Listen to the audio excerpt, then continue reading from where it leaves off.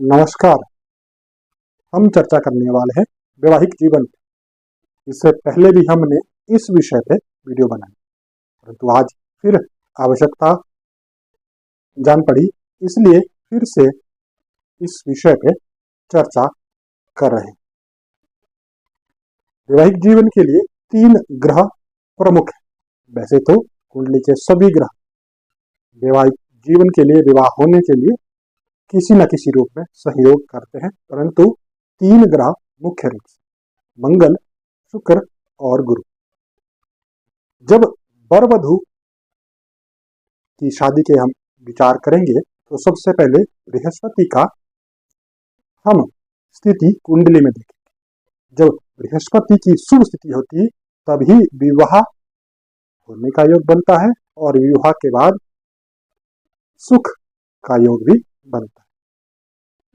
कुंडली में बृहस्पति शुभ स्थिति में हो, उच्च का हो और केंद्र, त्रिकोण आदि स्थानों में अच्छे बल के साथ अच्छे अंशों में हो तो व्यक्ति के जीवन में सुख, वैवाहिक सुख होगा।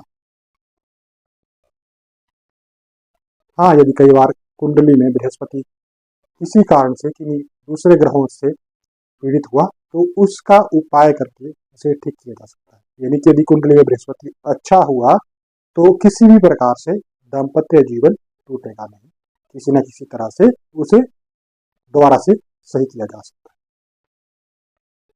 वर वधू कुंडली में जब भी बृहस्पति की महादशा चलती है या गोचर में राशि से बृहस्पति सप्तम, पंचम, द्वितीय, लगन, एकादश जैसे भावों से संबंध बनाता है तो विवाह के योग बनते हैं।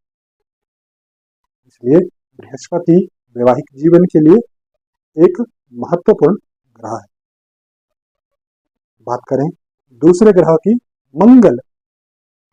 मंगल भी बहुत महत्वपूर्ण है। मंगल का कुंडली में अच्छा होना ये दर्शाता है कि वैवाहिक जीवन कैसा होगा, विवाह होगा या नहीं। मंगल ही वो ग्रह है जो कुंडली में मांगलिक योग बनाता है। जब मंगल लगन में, चौथे भाव में, सप्तम भाव में, अष्टम भाव में, द्वादश भाव में हो और कहीं ना कहीं द्वितीय भाव में भी, और यही स्थिति शुक्र कुंडली से और चंद्र कुंडली से भी देखी जाती है। तो इन भावों में जब मंगल होगा तो मांगलिक योग बनेगा। ऐसे में मंगल कष्टप्रद हो जाता है।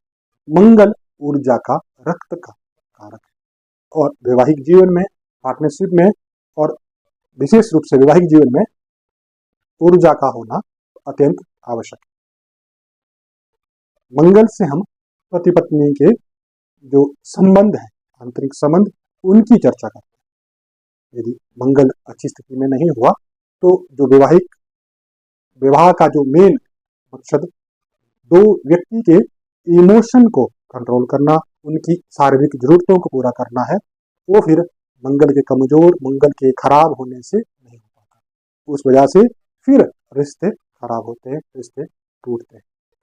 तो इसलिए कुंडली में मंगल का, और विशेषकर स्त्री की कुंडली में, क्योंकि स्त्री की कुंडली में मंगल पुरुष का कारक है। यदि स्त्री की कुंडली में मंगल अच्छी स्थिति में है तो उसे अच्छा पुरुष मिले, और पुरुष की कुंडली में भी मंगल का अच्छा होना बहुत आवश्यक है, क्योंकि मंगल बल है, पौरुष्य है मंगल। यदि मंगल कमजोर हुआ पुरुष की कुंडली में तो फिर पौरुष्य की कमी आई, फिर भी वैवाहिक जीवन परेशान या टूटने के कगार में होता है। मंगल यदि शुक्र के साथ खराब स्थिति में हो, राहु इत्यादि से पीड़ित हो, तो ऐसे में पति पत्नी का जो संबंध होता है वो कष्टप्रद होता है, मारपीट वाला या किसी को शारीरिक चोट पहुंचाने वाला होता है।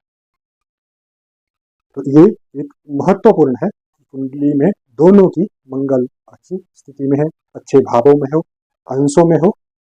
मांगलिक हो भी तब भी चलता है, क्योंकि मंगल मांगलिक होना ऊर्जा को दर्शाता है, और यदि सामने वाला भी ऊर्जावान हुआ तो वैवाहिक जीवन अच्छा चलता है। हाँ, इसलिए मांगलिक का विचार किया जाता है, क्योंकि मंगल का इन भावों में होना ये दाम्पत्य जीवन में व्यक्ति जिसकी कुंडली में है उसकी ऊर्जा को दर्शाएगा। तो यदि व्यक्ति ऊर्जावान हुआ और सामने वाला व्यक्ति उतना ऊर्जावान नहीं है तो फिर वही व्यक्ति जिसकी कुंडली में मंगल मांगलिक स्थिति है वो उस दूसरे व्यक्ति पे हमेशा हावी रहेगा। उस स्थिति में सामने वाला या तो बीमार होगा या मानसिक परेशानियों में स्वास्थ्य जैसी परेशानियां मानसिक परेशानियां झेलता रहेगा। तो इसलिए दोनों का मंगल समान होना अत्यंत आवश्यक है। अब बात करेंगे शुक्र की, जो कि सबसे महत्वपूर्ण है वैवाहिक संबंधों में। विवाह का कारक शुक्र है। शुक्र कुंडली में जब अच्छी स्थिति में होगा, उच्च राशि में, स्वराशि में, मूल त्रिकोण राशि में, शुभ ग्रहों से जब दृष्ट और योग में होगा तो वैवाहिक जीवन बहुत अच्छा। शुक्र ऐश्वर्य का कभी कारक है, तो वैवाहिक जीवन के बाद व्यक्ति के जीवन में धन, ऐश्वर्य इत्यादि की भी आजकल के समय में बहुत आवश्यकता है। और ईर्ष्या है, प्रेम भी है, परंतु यदि धन का अभाव है तो उसमें भी पारिवारिक स्थिति डगमगा जाती है, रिश्ते खराब। और शुक्र ही यदि खराब स्थिति में हुआ तो वो फिर अन्यत्र संबंध बनाता है, धोखा इत्यादि करवाता है। शुक्र यदि पीड़ित हुआ राहु केतु के साथ, तब भी जब राहु के साथ शुक्र पीड़ित होगा तो फिर व्यक्ति किसी तीसरे का वैवाहिक जीवन में दखल शुरू हो जाता है, यानी व्यक्ति का कहीं अन्य संबंध बनने की स्थिति शुक्र के खराब होने पर। केतु यदि शुक्र के साथ हुए तो विवाहिक संबंध टूट सकता है। ऐश्वर्य की कमी होती है, व्यक्ति के जीवन में धन नहीं बन पाता, इससे भी वैवाहिक जीवन परेशान होता है।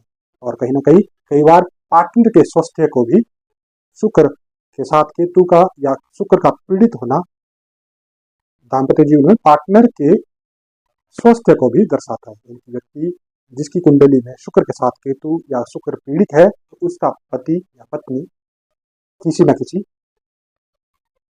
रोग में ग्रसित अवश्य होगी, और वही ना वही। और यदि कुंडली में शुक्र बृहस्पति से अष्टम में हो और शनि भी उसके साथ हो तो पार्टनर की अकाल मृत्यु को भी यह दर्शाता है। तो कुंडली में शुक्र का बहुत महत्वपूर्ण योगदान है, विशेष करके व्यक्ति के दाम्पत्य जीवन में और ऐश्वर्य में, धन में। तो जब भी हम भावी वरवधू की कुंडली का अवलोकन करें तो इन तीन ग्रहों को मुख्य रूप से देखें। गुण बाद में देखें, परंतु सबसे पहले ग्रहों की स्थिति को अवश्य ध्यान में लाएं ताकि जीवन और बेहतर हो सके। और यदि कुंडली जिसकी शादी हो गई है, वैवाहिक जीवन में परेशानियां चल रही तो वो इन तीन ग्रहों को मुख्य रूप से सुधारने का प्रयास करें, अपने आचरण को ठीक करें। यदि शुक्र खराब है तो बहुत से उपाय किए जा सकते हैं, उसमें सबसे उत्तम है अपने चरित्र को अच्छा रखना। मंगल खान पान पे ध्यान करें, बृहस्पति पूजा इत्यादि के द्वारा भी आप अपने दोषों का निवारण कर सकते हैं और दाम्पत्य जीवन को अच्छा बना सकते हैं। यदि विवाह में परेशानियां आ रही है, होने में परेशानियां आ रही है, तब भी इन ग्रहों की और भी जो ग्रह बाधा उत्पन्न कर रहे हैं विवाह होने में, उनका उपाय करके चीजों को ठीक किया जा सकता है। तो आज के लिए इतना ही।